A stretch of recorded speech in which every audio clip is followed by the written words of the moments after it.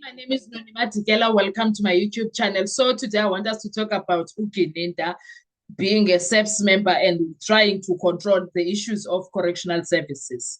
Now, we had a situation where Uram Sipile consulted with Advocate Baloi. As they were talking, Uram Sipile tells us that Advocate Baloi is telling him because Uram Sipile raised a point that he has a witness that is an inmate that is in KZN, and they want that witness to come to Gauteng to come and testify in this case. Now, what was quite shocking for me was that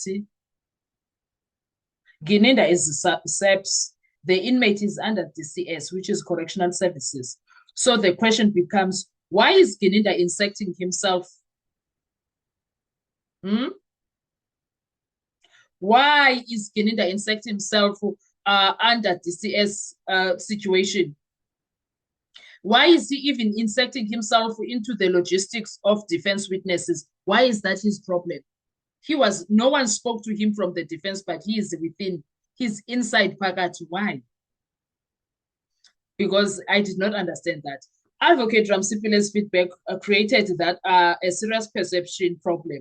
If Gininda is saying transporting the inmate from KwaZulu-Natal to Gauteng is risky and suggesting a digital appearance instead, it looks like he is still trying to manage, control, or influence witnesses connected to the defense case. Why is that a problem for him? Why is he all over? It's more for me like interference more than anything. The inmate is no longer in SEPS custody. He is under correctional services. He is that means SEPS should not be the department making final call on whether he physically comes to court or not. DCS handles custody, transport, and security. The court decides whether the witness is required. The defense decides whether they need him physically or virtually. So why is Gininda speaking as if he has authority over that entire situation? That is where the suspicion comes in.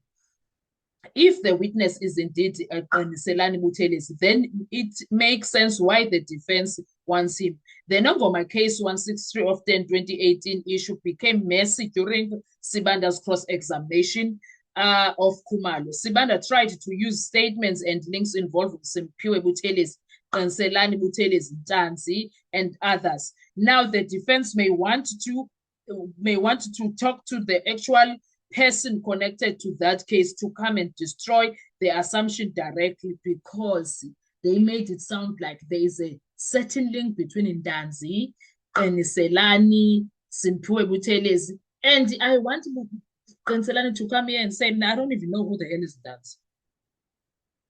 I want him to come here and tell me and tell them, I don't even know who the hell is Bongani Ntanzi. Yes, we are all from Konongoma. Nongoma is a big town. Where he from, I've never been, or I don't know that side. I don't know him. I really want Conselani to come and tell us that. Me, I want Conselani to say,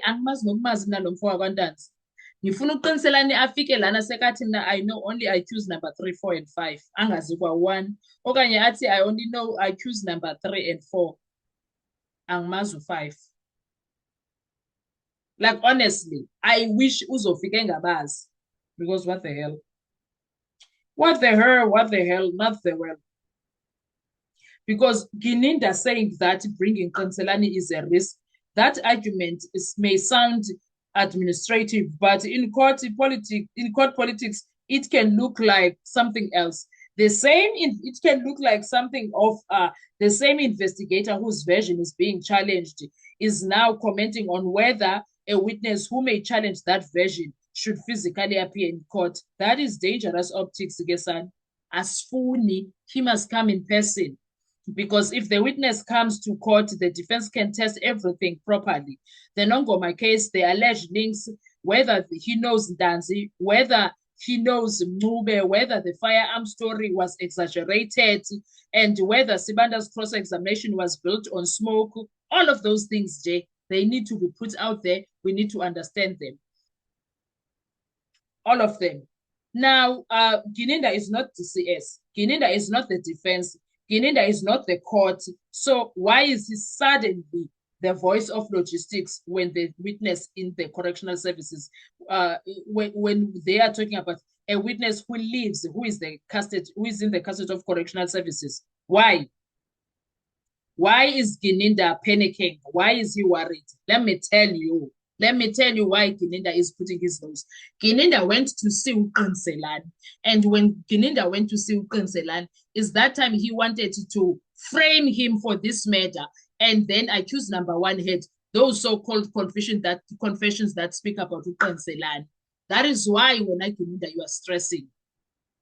That is why when you are stressing, because you went to see Kunselan and Kunselan what you I was in prison at the time. You are panicking because he is going to reveal not just our assumptions, more than we are assuming, Tinalad.